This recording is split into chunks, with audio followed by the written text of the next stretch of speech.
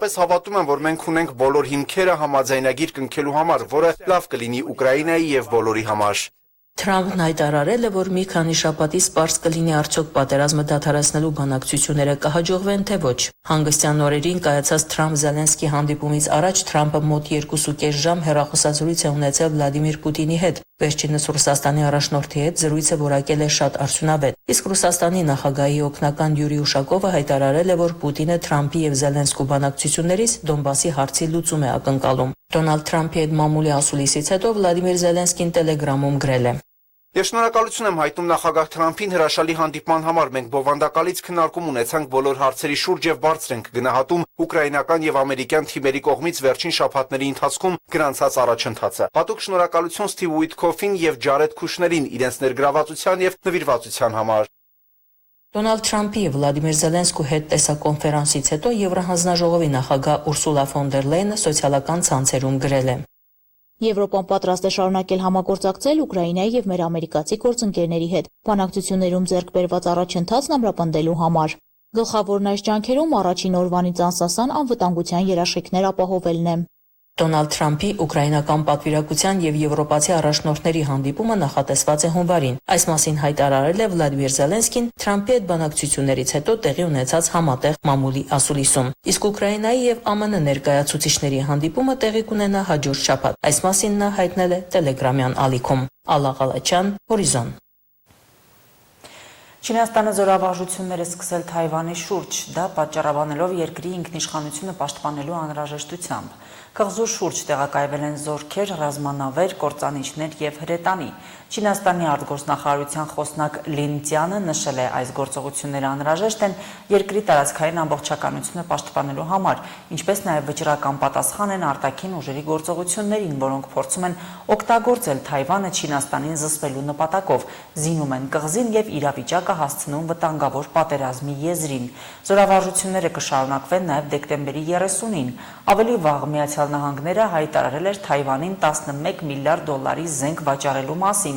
ինչը կղզում զենքի մատակարարման ամենախոշոր փաթեթն է։ Դա դժգոհություն էր առաջացրել Չինաստանում։ Երկրի պաշտպանության նախարարությունը հայտարարել էր, որ խիստ միջոցներ կձեռնարկի դրան ի պատասխան։ Մեքսիկայի Օախակա նահանգում մարդատար գնացքը դուրս է եկել ռելսերից, ինչ հետևանքով զոհվել է 13 մարդ, վիրավորվել 98-ը։ Տուժածներից 5-ը գտնվում են ծանր վիճակում։ Մեքսիկայի ռազմածովային ուժերի նախարարությունը հաղորդել է, որ աղետի ենթարկված գնացքում եղել է 241 ուղևոր եւ անձնակազմի 9 անդամ։ Մեքսիկայի գլխավոր դատախազը հայտնել է, որ միջադեպի հետաքննությունը արդեն սկսվել է։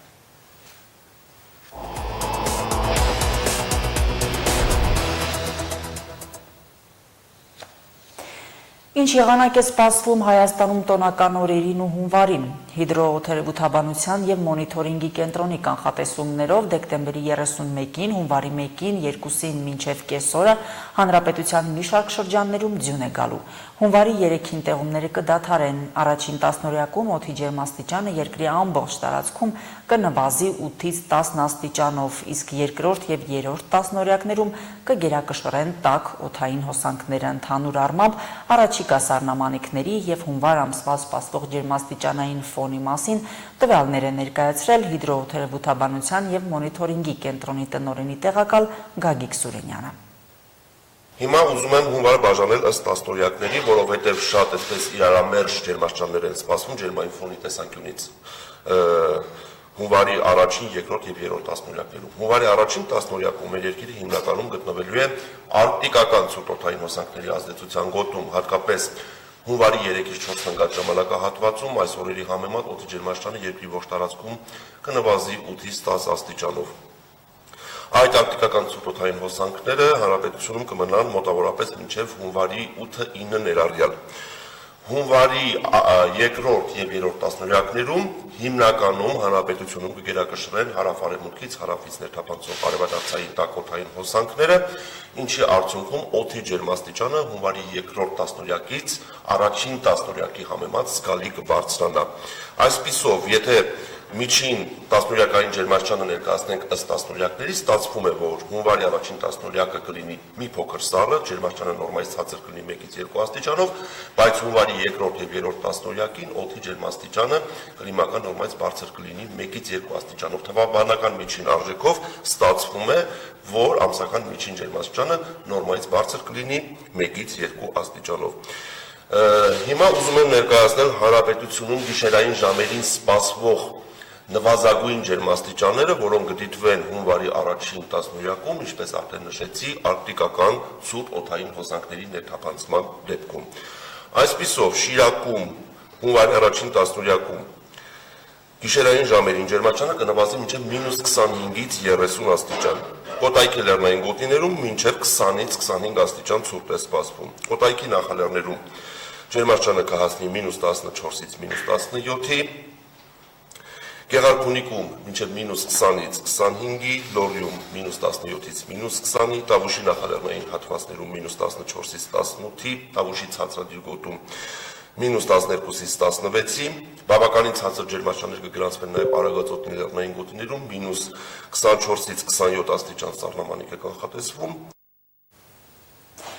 Ձյան տեղումները եւ գիշերվա ցածր ջերմաստիճանը վթարային իրավիճակներ են ստեղծել փողոցներում։ Մերկասառույցի պատճառով այսօր կեսօրին Վազգեն Սարգսյան եւ Կարեն Դեմիրճյան փողոցների խաչմերուկում լուսացույցի մոտ բախվել են Mercedes-Benz, Kia եւ Opel մակնիշի ավտոմեքենաները։ Վթարի հետևանքով տուժածներ չկան, 3 մեքենաներն էլ վնասվել են, իսկ երթևեկությամբ ծանրաբեռնված փողոցում բավական ժամանակ խցանում էր առաջացել։ Գյումրի քաղաքապետարանի կոմունալ ծառայության աշխատակիցները օրվա ընթացքում եւ գիշերը քաղաքի տարբեր հատվածներում աղավազային խառնուրդ են լցրել, մաքրման աշխատանքներ են իրականացրել, բայց ցածր ջերմաստիճանի պատճառով առավոտյան փողոցներին մերկասառույց էր։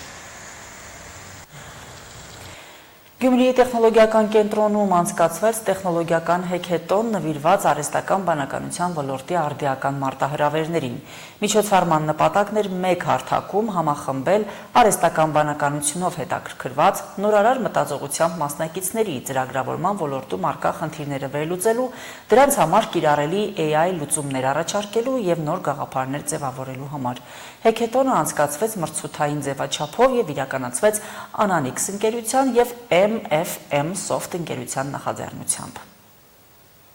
Ժամանակակից աշխարհում տեխնիկան եւ տեխնոլոգիաներն ապրում են աննախադեպ առաջընթաց, որոնց առանցքում է արհեստական բանականությունը կամ արհեստական ինտելեկտը։ Կիրառման լայն հնարավորություններն ու զարգացման արագ տեմպերն այսօր բազմաթիվ մարտահրավերների հաղթահարման, խնդիրների արդյունավետ լուծման եւ առաջադեմ գաղափարների կյանքի կոչման կարևոր գործիք են։ Մասնագետների գնահատմամբ արհեստական բանականության գործիքների տիրապետումն այսօր ոչ միայն ցանկալի, այլև անհրաժեշտ ու անխուսափելի պայման է ժամանակակից մասնագիտական միջավայրում մրցունակ լինելու համար։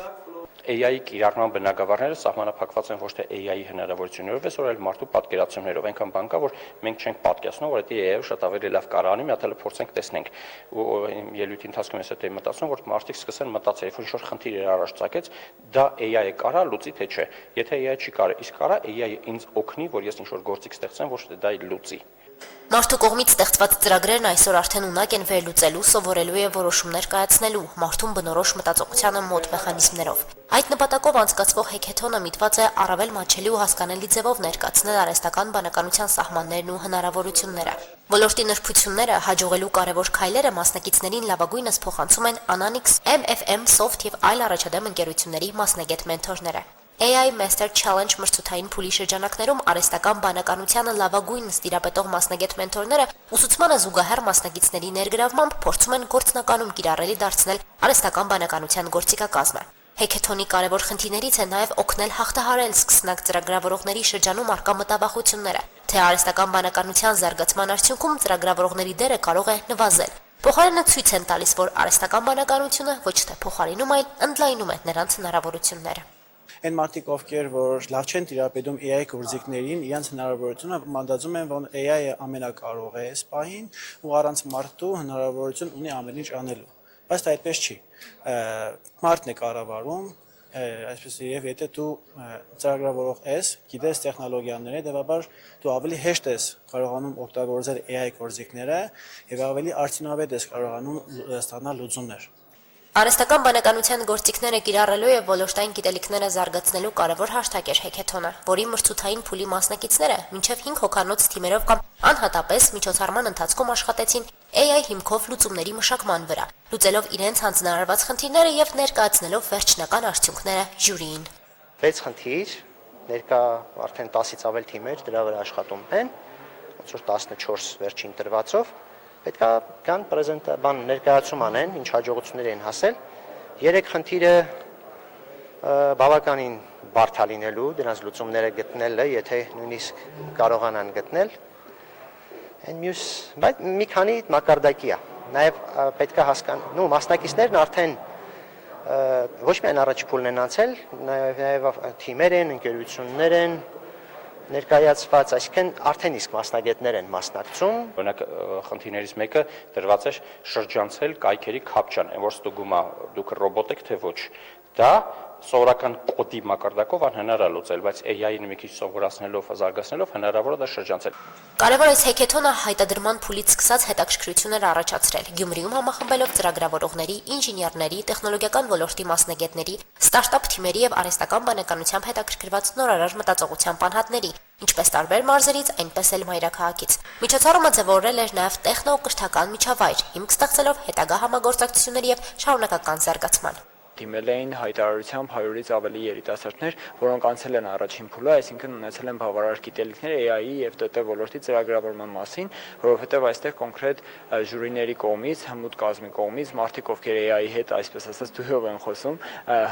հմուտ կերպով տիրապետում են AI գործիքակազմում, տալիս են հանձնարարություն եւ ըստ էության այդ հանձնարարությունը չէին կարող իրականացնել ոլորտից անտեղյակ մարդիկ։ Ուստի սա լավ միջոցառում է, որը մեկտեղում է ՏՏ-ով հետաքրքրված տարբեր անձանց եւ մեսիջը այն է, որ AI-ը գալիս է ոչ թե ջնջելու շատ մասնագիտություններ, այլ ճիշտ հակառակը AI-ի միջոցով մասնագետները դառնում են ավելի հմուտ եւ ավելի արագ արձագանքող տարբեր իրավիճակներին։ Ծրագրի մրցութային փուլի ավարտին կազմակերպիչները լավագույն եւ աչքի ընկնող գաղափարներն ու լուծումները ներկայացրած հաղթող 6 թիմերի համար պատրաստել էին խրախուսական դրամական մրցանակներ։ Ընդհանուր մրցանակային ֆոնդը $3000 էր, որը մրցույթի ավարտին դարձել է $4000։ Հասմիկ Թումասյան, Արարատ Ծատուրյան, Հորիզոն։ Այժմ լրահոսը եւս սպառված է, նորությունների հետևեք մեր հաջորդ թողարկումներում։